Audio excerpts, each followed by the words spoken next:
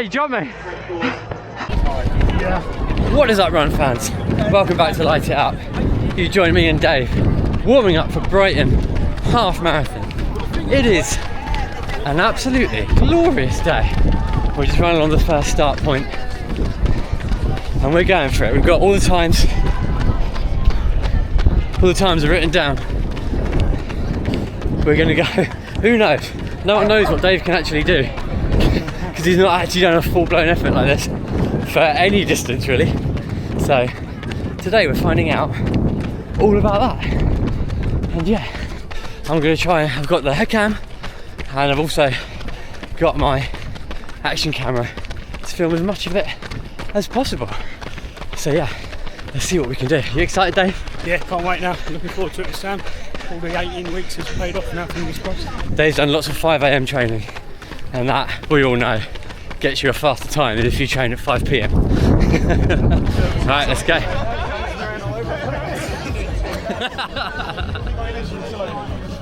Here we go then, run fans, the start of the Brighton Half Marathon 2025. As we cross the start line, all the stats are going to come on up. So as I was saying earlier in the video, we've got Dave here, who I've run plenty of times with, lots of training. This is his first ever race and he wants to do a sub 135. There was lots of discussion about what sort of pace to do, but we wanted to make sure that he really enjoyed the experience and got a really good negative split in, because there's nothing more enjoyable in a race than hounding people down in the second half. To do a 135, we've got to average 4:30 per kilometre or 7:15 per mile for all you imperial perverts. Dave himself is an imperialist, so we talk in miles as well as kilometres during this video. We've got it all. And so yes, we wanted to do 4:30 or below. I had it all written down on my arm from 129 all the way to 135 with the averages. So as we were running along, I wasn't having to do much mental maths. I could just check the average on my watch and I knew what sort of time we were going to come in for roughly. Now, as with all races, you're never going to run the exact distance. So your GPS on your watch is always going to come in either side of the actual measured chip time. So I was aware that we had a bit of leeway that we had to work with as well. Dave has done so much training for this. He's been working really hard, 5 AM starts, getting all the hard graft in over these awful winter months. So to be treated with this absolutely beautiful weather, we couldn't ask for any more. Now, from a personal point of view, I ran this race, even though the course was slightly different and the wind was absolutely biblical. I did a 1:29.56 was my chip time, so I just got under that sub 30 time. I was with the paces, I hid from the wind, I ran the perfect race and I cramped up right at the end with about 200 meters to go, but I managed to stumble over the line and get that elusive sub 130. So this sort of pace, I was going to be pacing Dave, I was going to be nice and comfortable, it was going to be all good. But then I got sick, I got injured in the run up, and I haven't had the greatest training over the last few weeks. So I'm feeling like it's a little bit touch and go for me personally to be running at this sort of pace for this sort of distance as well. So I'm going to be battling my own inner demons and proving some things to myself during this run as well. So hopefully we can stay injury free, we can enjoy the run, and we can get Dave that sub 135.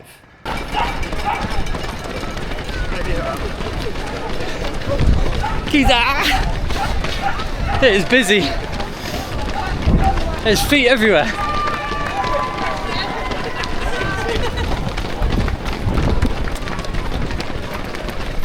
.430 pace. Perfect. Easing into it.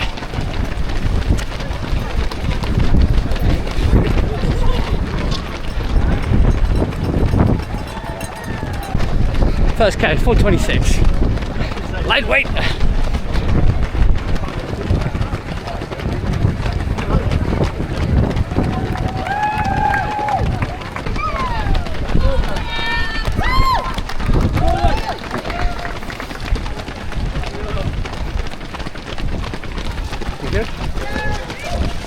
Come on, keep those cheers are coming, guys. Keep that and we are all going to lose.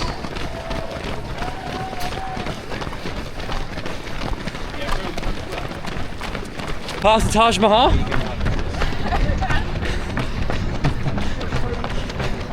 Built in 1943. Through the first 2 kilometers then, and it's a 4:26 and a 4:19, which is just either side of the 7-minute mark in miles. We're 15 seconds ahead, and now it was slightly busy at the start and we were weaving around, as you saw in the earlier videos, and so that wasn't the true pace at the time. We were holding back, but that is no bad thing in a race when you've got the adrenaline, you've got the excitement. We then got a bit of free space in front of us. I saw my wife and daughter and we went a bit too fast. We don't want to be dropping 4:19s just yet. We want that in the second half of the race. As you can see in the top, we've reeled it back ever so slightly. We're at about a 4:25 pace, and Dave is just on my shoulder following. He's trusting me. He's not looking at his watch, and he's just on the shoulder and following as closely as possible, just trusting me. So I've got to make sure that we absolutely nail this negative split. We're constantly chatting, I'm making sure that he's okay, but he's conserving his energy, he's taking his gels when he needs, and we are absolutely dialed in. Dave is a very, very driven man, and when he sets his mind to something, he absolutely goes after it. So I'm buzzing to show you what happens in this race. Let's go.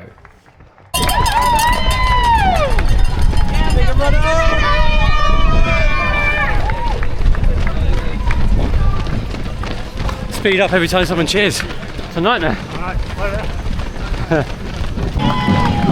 Third K, 4:24, baby. Averaging 4:23.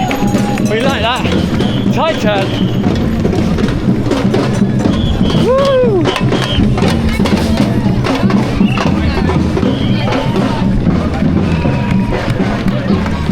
Beautiful day. Oh, on the pavement.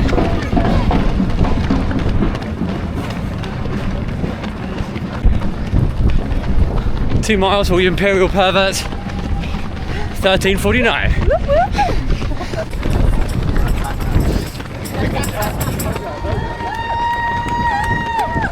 Got 4:22. Let's check the chart. Perfect. We're on schedule. Good work, Dave. Third and fourth kilometre in then, and we're 4:24 and a 4:16. So we're 33 seconds ahead now. And that 4:16 felt brilliant. We're running through the crowds. The weather is perfect. We've got all the gear on.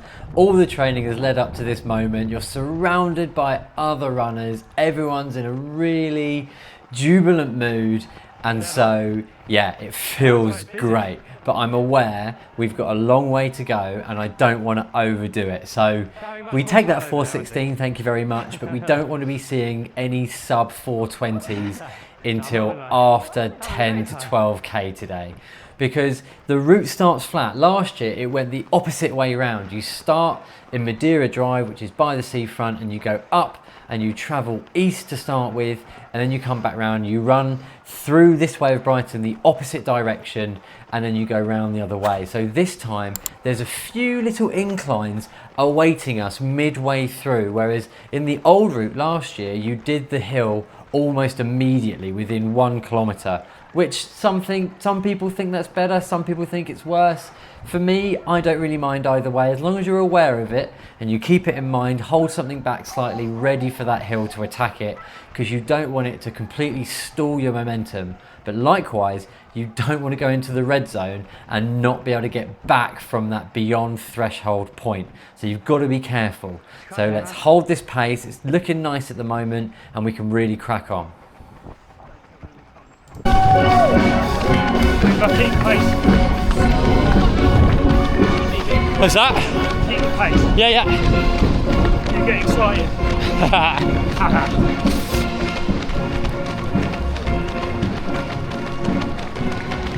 Taj Mahal again. Very nice.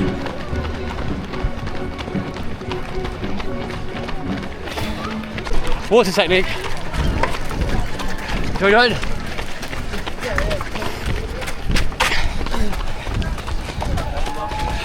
Right, where are they?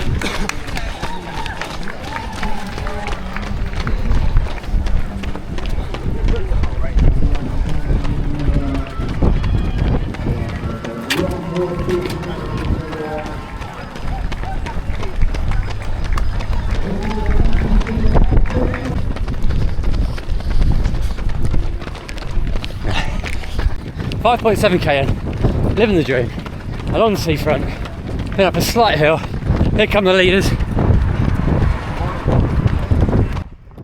Into the 5th and 6th kilometres, and it's a 4:28 and a 4:34. So we've lost a tiny bit of time, we're now 31 seconds ahead, and that's because we've been up that slow, hard drag. It's nothing crazy, but it is absolutely enough to take a good 10 seconds out of your average pace. And if you hold the pace, you're going to be really pushing your heart rate. And as you can see, my heart rate is anything but high. It is dropped ever so slightly because I just wanted to take this first section nice and easy. There's no point going out and killing yourself, and I want to keep Dave nice and calm and ready for the return leg. It is a slight headwind going this way, and the wind did pick up as we went through the race, but once we get to the turning point at Brighton Marina, as far east as we go, it is then a long way with a tailwind, and we can really make up some time and really dig into that negative split. From my own personal standpoint of how the race is going, is this part of Brighton Marathon and also Brighton Half Marathon, my calves always feel really weird, and the road is really cambered here, and it might be a mental thing that I had from when I did my first marathon and things like that, but I always find that my calves struggle along these cambered roads in Brighton, and today was no different. My right calf was already feeling slightly sore, and to be fair, a few days ago I had done about 4 kilometers worth of VO2 repeats. I did 10 lots of 100 meters, so I'm not exactly tapered or anything like that. This is just a complete B goal or C goal race for me. Manchester Marathon is my main A goal race, so it's just in the middle of training. 7k done. 4:25. Perfect. Got a bit of a hill now. Up to the marina. Then it's all downhill after that. Just got to take it easy, take the hit, and then make it up later. Come on. Dave's smashing it. As I knew he would. Here we go.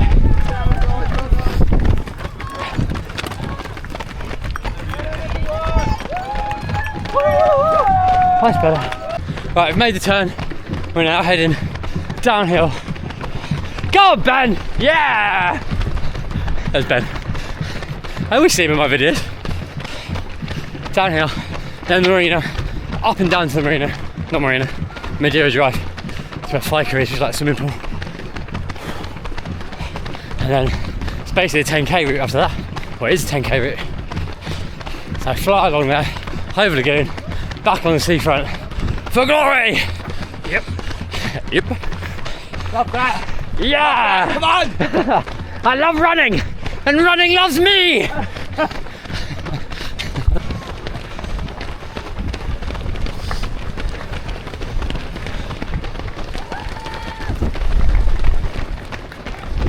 Go on, Paul! Go on, mate. So busy still. There's a 2 hour slot. Big group. Nearly 10k in. Yeah, it's so hot. Into the 9th and the 10th kilometers, we've got a 4:26 and a 4:33, so we're 33 seconds ahead of schedule. I missed hitting the camera for the 7th and the 8th, but you saw what that was anyway, and I was chatting along as we went. Now, along this bit, a bit earlier on, I saw Nick Bester, the YouTuber who's got like 50,000 followers, and he's got a catchphrase that people shout at him that is boom shakalaka. I, with 11 out of 10 confidence, ran past him and shouted booyakasha.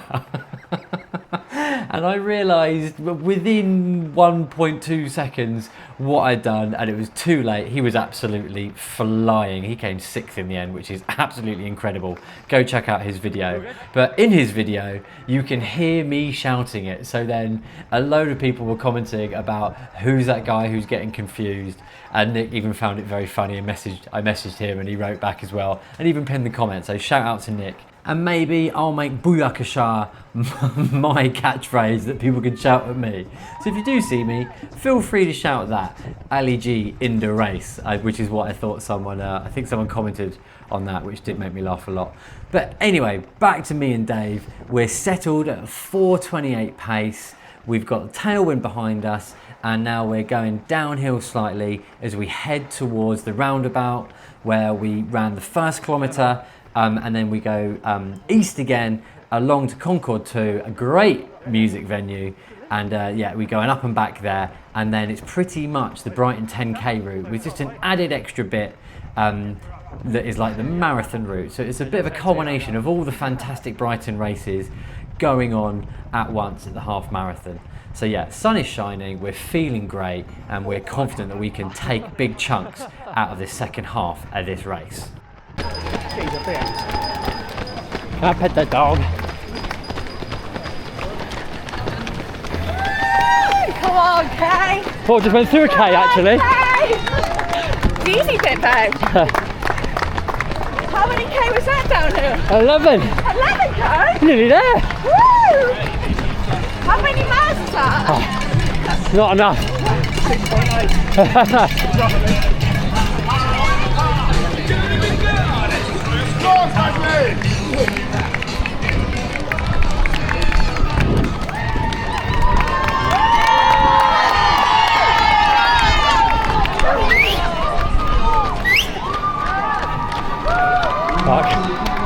Going up.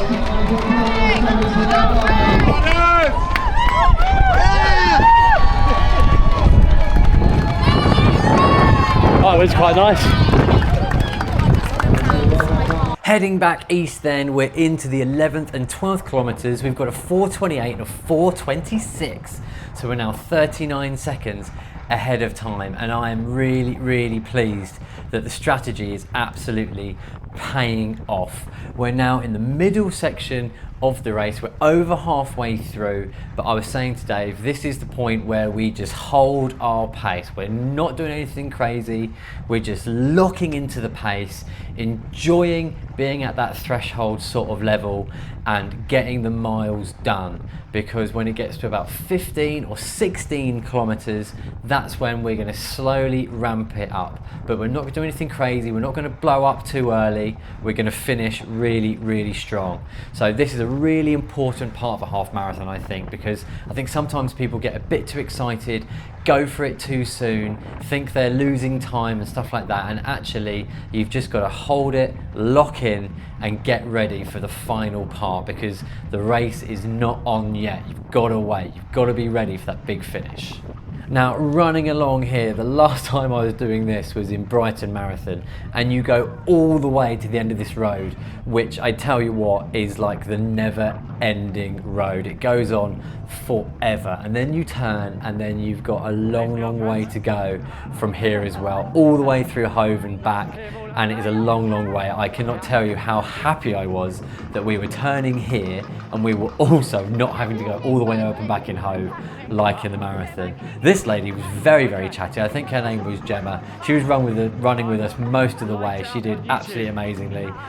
Pushing, she was surging forward and then coming back and doing all sorts of different paces. I don't know what her strategy was, but it seemed to work because she ran a really fast time, so well done to her. But yes, half marathon today, not the marathon. Thank goodness for that.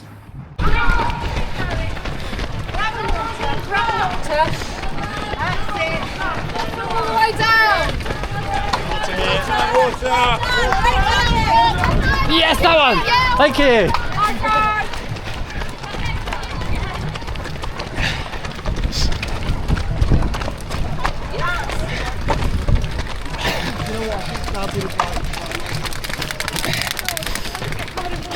What is that? Sorry. Bit of an acceleration.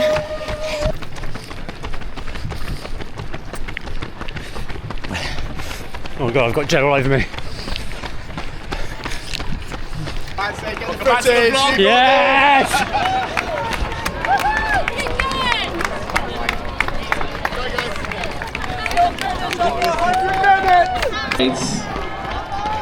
Come on!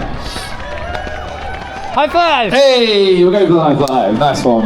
Ah, cheers, Brooke. Broke my hands. Pussy. Hopefully I won't fall on us. Bit of a hill.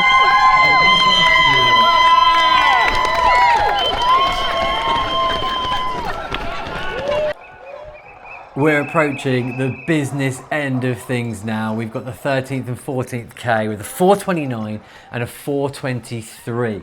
So we're 47 seconds ahead, and that ship is very, very steady. And I'm starting to think about when we're gonna push. It's still not yet. We've still got a few K, but along here was super busy, loads of amazing crowd support. There was a tiny hill that absolutely kills you off in the 10K because you're absolutely at that threshold and it's towards the end of the race, and the last thing you want is a small hill. And in the half marathon it is no different, but we got up that without going too hard, but also not letting it kill our average pace too much, and you can see that reflected in the paces of those last 2Ks.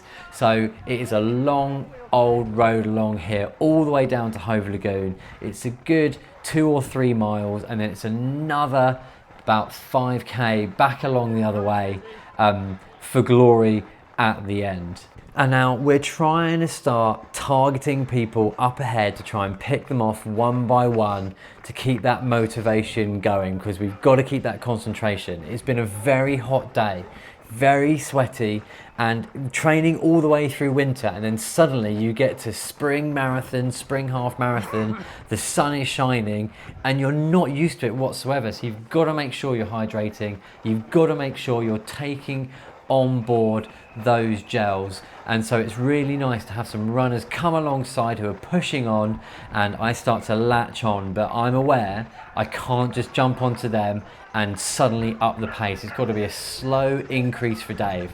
So as you can see, I'm aiming for anything between 4:30 and 4:25 at the moment, and then I feel that in a few K we can drop it to maybe 4:20 and then maybe finish on a 4:15 to a 4:10 for the last few K. Ooh.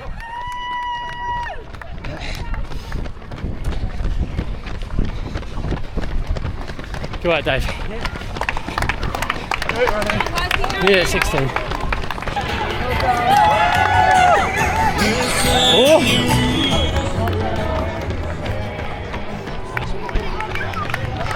Well done, Dave. Park run to go. Right, we're starting to get to the business end now. At the 15th and 16th Ks, we dropped a 4:23 and a 4:22. So we're now 1 minute and 2 seconds ahead. We're starting to ramp it up. I'm checking on Dave and he seems comfortable. He is absolutely locked in. My heart rate is looking really, really good. I've got the chest strap on, so I know that is really accurate, unlike my wrist strap on my watch, which is sometimes a little bit crazy in my other videos. So we've got accurate data now and we're really, really pushing on. But I cannot tell you, this is where the 10K turns left, and I cannot tell you how much further it is along to Hove Lagoon, and then you turn and come back the other way. So I'm fully aware that even though we've only got 5K to go, it does feel like a long old way. And again, the camber of these roads, I was feeling my left calf now running along this way because the road is cambered down to the left hand side. And just being in super shoes, my super squishy Adios Pro 4s, I'm just used to running on pavements that are much flatter. And you can see the camber in the road here on the camera because the camera's got horizon lock, so that is level with the horizon. And so the road is really, really pointing down to the left. And so you're running the entire time with your sort of ankles rolling. And I really am going to make sure, and I talk about it in my weekly vlog that's coming out later next week on Monday, that I absolutely have got to make sure I'm doing the strength training, because Manchester Marathon is going to be no different. Roads are cambered to get rid of water and all that sort of stuff when it rains, and so I've got to make sure my body is ready for that, because in the latter stages of a half marathon and a marathon, the strength training is where it absolutely comes into its own. And so, yeah, Dave's been putting in the work, doing plyometrics and stuff like that, and he's looking strong. I'm feeling good, even though I've got slightly sore calves, and we're going to keep kicking on. What can we do in the final 5K? Nearly 17k. Dave's flying. Gonna pick it up, not yet. Just waiting for the right moment to make sure we get over the line.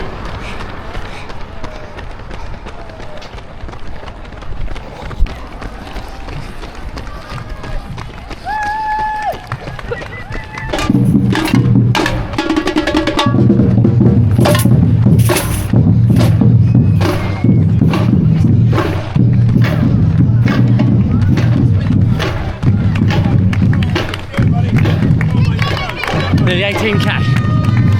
Reaching that final turning point then, we hit the 17th and 18th kilometres with a 4:26 and a 4:24. So we're 1 minute and 12 seconds ahead of time. We have dialed it back ever so slightly because we started picking it up and I realised that actually this might not be sustainable.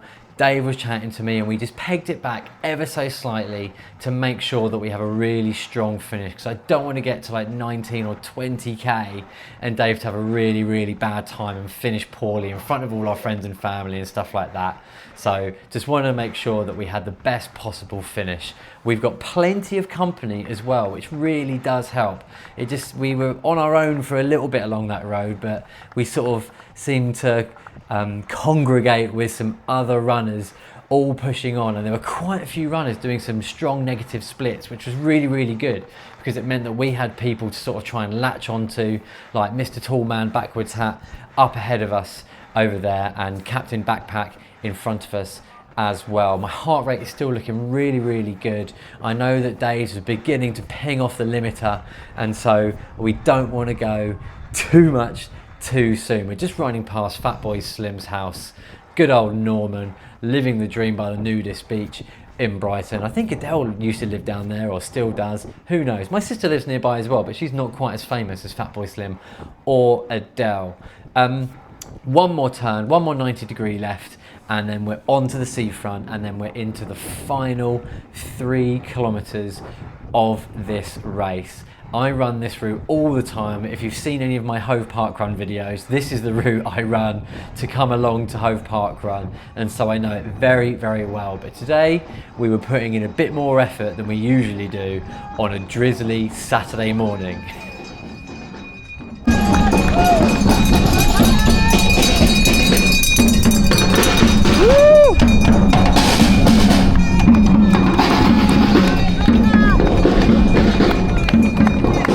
Along the seafront we go.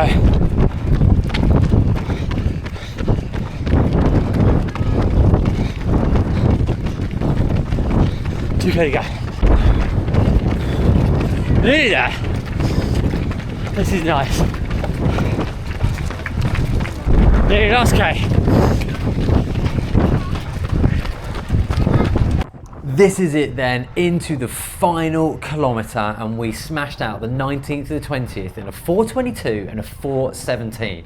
So we're a full minute and 33 seconds. That 1 hour 35 has been absolutely demolished, and now it is just a big kick left and we are there for absolute glory. My heart rate is now beginning to pick up finally. I am at my threshold sort of pace. I absolutely love running with a big kick at the final, whether it's a 5k, 10k, half marathon. I'm yet to finish a marathon with a big kick, but I'm working on that, and hopefully in Manchester I'll be able to document that as well. I'm sure that is the ultimate big kick after such a long run. But we've got plenty of people to be running this final kilometre in. I'm chatting to Dave, I'm checking to see when he wants to go, and he's saying not yet. We're holding back because it's still a long way. We're not even on the park run route yet. And so when I know when we get there, I know that it's going to be about 600 metres, about 500 metres from the turning point, which is just up here for park run by this set of chairs and hut thing on the right hand side. and then we're good to go. There's a red banner. I don't know if that's got some sort of distance measurement or something, but we were walking along here in the morning and we made the decision together that we were going to start really pushing from that banner. So we're talking all the time and we're going to really crack on, and I'm going to let you really enjoy the finish because I'm so proud of Dave. He's absolutely done incredibly well. That surely is worth a subscribe and a like. We're nearly at 1,000 subscribers. Come on, help me out. Do it for Dave, for his massive effort and all his 5 AM training starts. Please press that button. Right, here we go. Final 400. Come on, Dave. Dig in. Nearly there.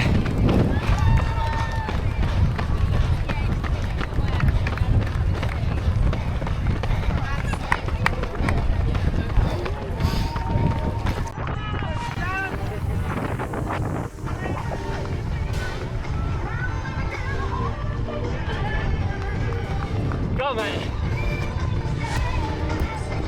Go on. On you. Come on, that's it. Fucking all those 5 AM starts.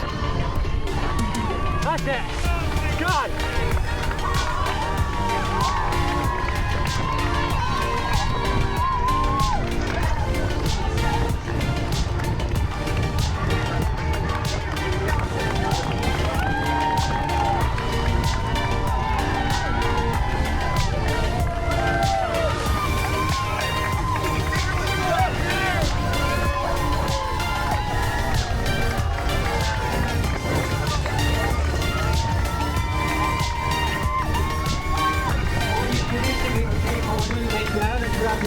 Grab your pen. Also, when the runners can finish if they want to.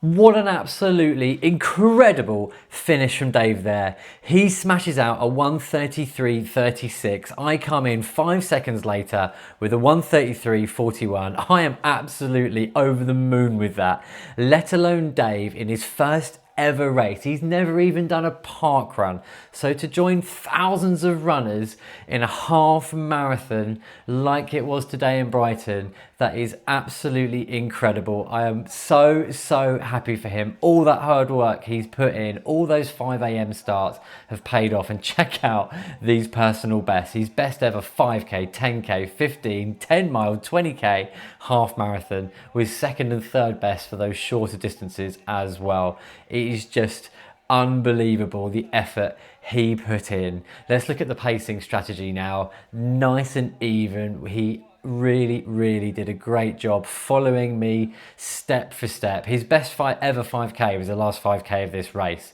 so you can't ask for more when you're trying to pace someone. And let's look at the heart rate because it's pretty incredible. Absolutely pinging off the limiter in the anaerobic zone for the last bit of that race there.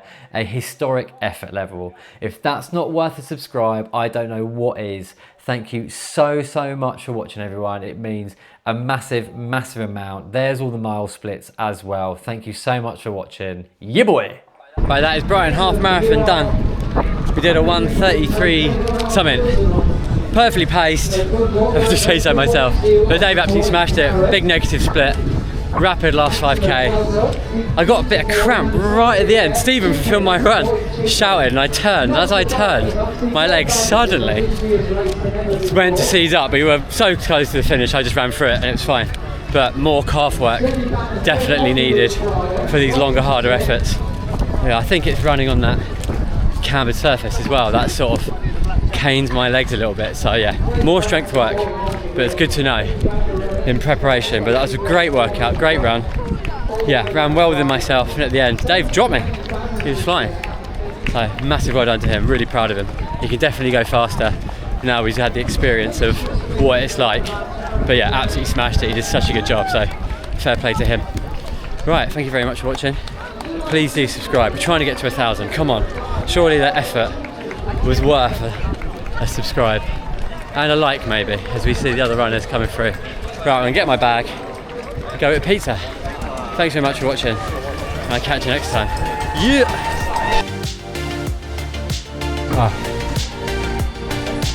Yeah, buddy. Wait.